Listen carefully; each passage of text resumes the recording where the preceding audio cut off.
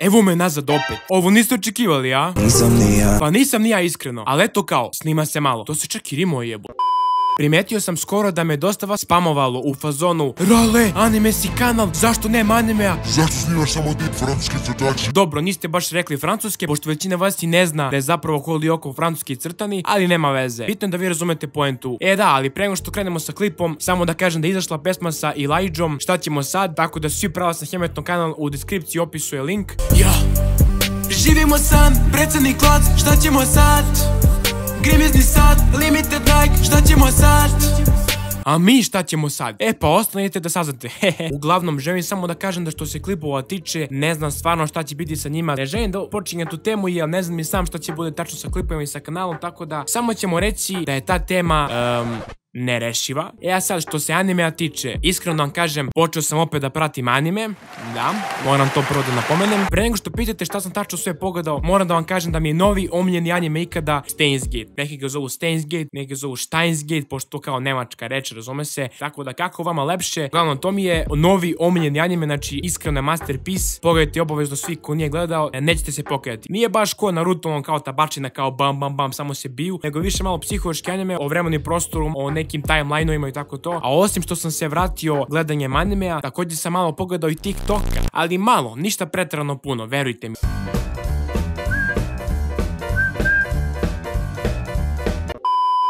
Okej, priznaj, gledao sam malo više TikToka, ali ništa preterano, stvarno. A jebi ga buraz, nisam ja kriv što su napravili aplikaciju koja te navuče više nego narkomana na koks. Naime, anime se veoma, ali veoma proširio po TikToku. Toliko se proširio da ima više tiktokera koji pričaju o animeu nego nas anime youtubera koji smo ipak OG-evi, razumeš svega. Dobro, OG-evi su oni sa Facebook grupa, ali nema veze. Ajde da kažemo da su kao youtuberi OG-evi anime kontenta. Što opet nije tačno, pošto su pre nas bile one anime stranice i anime Srbija, tako da...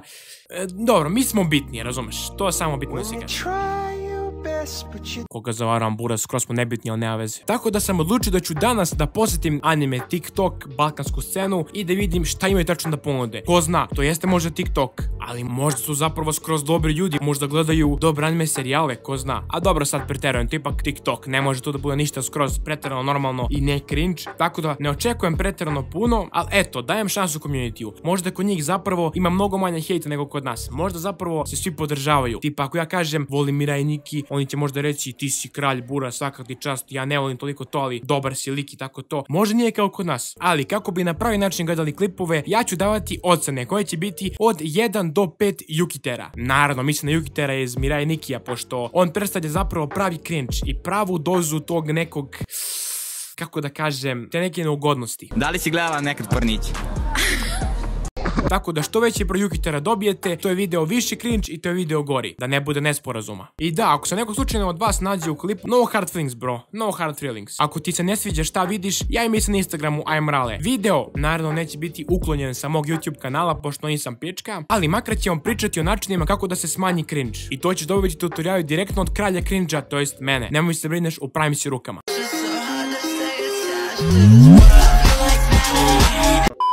Dobro, ovaj TikTok i nije toliko cringe, mislim, neki od vas će reći da je zapravo njeno igranje samo po sebi cringe, ali ljudi, to je umetnost. Ne možemo tek tako suditi u igranju mi, koji smo za igranje nesposobni, brate. Iskreno, iz moje perspektive, ko nije toliko velika, mislim da dobro igra. Ono, ok, skroz, ali mene više ovdje interesuju komentari, pošto ona je pitala ko je vama zapravo omiljeni anime, tako da me interesuje šta zapravo community na Balkanu ima da kaže o tome koji anime im je omiljeni. Da, sada gledam Tokyo Revengers. Ok, brate, ovo nisam očekivao. Iskreno, ja lično gledam aktivno Tokyo Revengers kako izlaze epizode i mogu reći da je anime zaista predobar. Retko koji anime pratim od kad izlaze same epizode, pratio sam samo Attack on Titan na taj način, ali moram da kažem da je anime ubistven. JBC i DXD su mi omiljeni. Šta je YBC?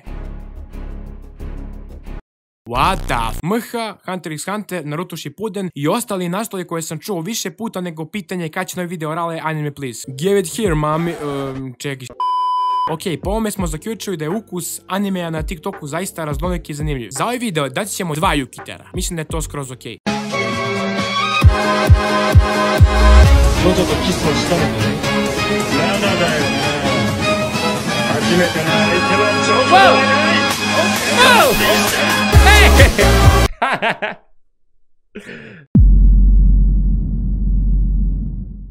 Mislim, znaš kako, kontem ja trend, kao Jojo Pose i sve to, ali nemoj. Sad, znate kako, okej je to, lik je ispao kako je ispao, cringe malo, jebi ga, dešava se, ali ovi u komentarima baš nemoj milosti, brate. Nažalost, za ovaj video ću morati da dam 5 Jukitera, nemam šta da kažem, zaista jako cringe, jebi ga buras, šta ti kažeš, zaista dao bi ti 4, ali za 5. Let's go! Nikola Saškina 5 Saškin, brat. Ovaj video, zapravo nije toliko loš. Vidio sam mnogo lošije stvari na TikToku, tako da svaka čast. Nije me nasmejalo uopšte, pošto to realno nije moj neki humor, ali daću ti 2 Jukitera od 5, ono, realno skoro pa si došao do 1 Jukitera, svaka ti čast. Provuglo sam nešto, to su oni japanski crtači, koliko sam mogu da vidim. Neki likovi imaju nadprirodne moći. To ti je jedna vrsta promovisanja demona i to služi da gledaju demonizovani ljudi ili psihički poremećeni. Znači, toliko od mene, to je moje mišljenje. Sad, vi ako imate različito mišljenje, to je vaša stvar.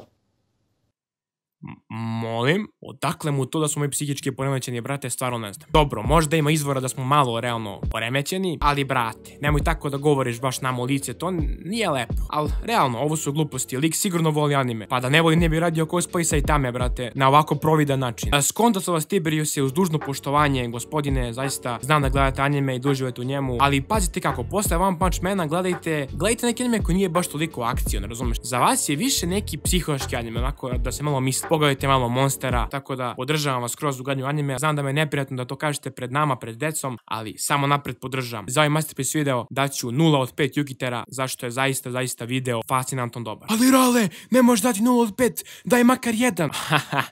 Ti misliš da me boli k***.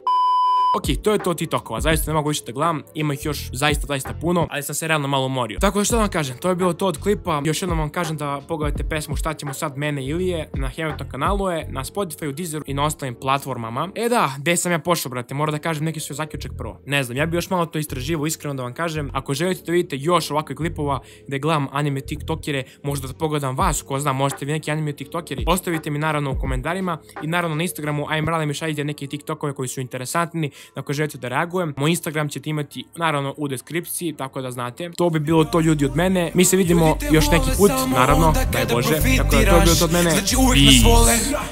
Jebi ga, napiše pesmu za sad, pa smih seksa mi za jebeni dan. Neću da lažem, još uvek sam mlad, al ide kad tome da rajsujem čart.